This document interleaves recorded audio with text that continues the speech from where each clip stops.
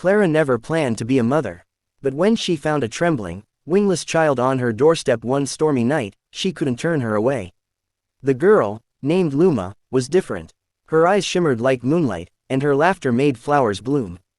Doctors had no record of her. No missing child reports matched her description. So, Clara did what felt right, she raised Luma as her own. Years passed, and Luma flourished.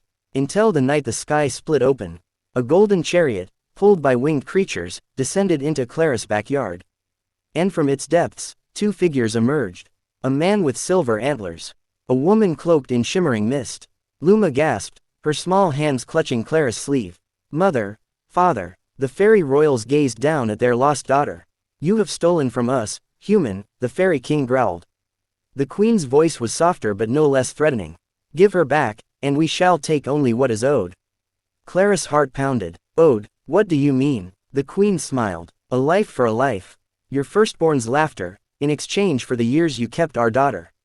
Clara refused. Luma wasn't stolen, she had been abandoned. But the fairy king's wrath was swift.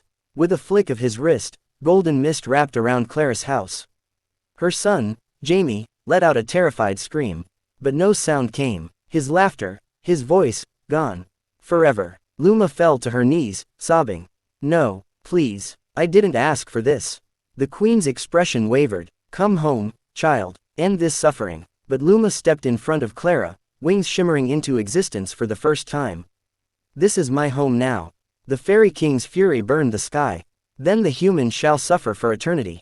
With a final wave of his hand, the fairies vanished, leaving behind only silence and shadow. Clara refused to accept Jamie's fate. She searched through ancient books, desperate for a way to reclaim his laughter.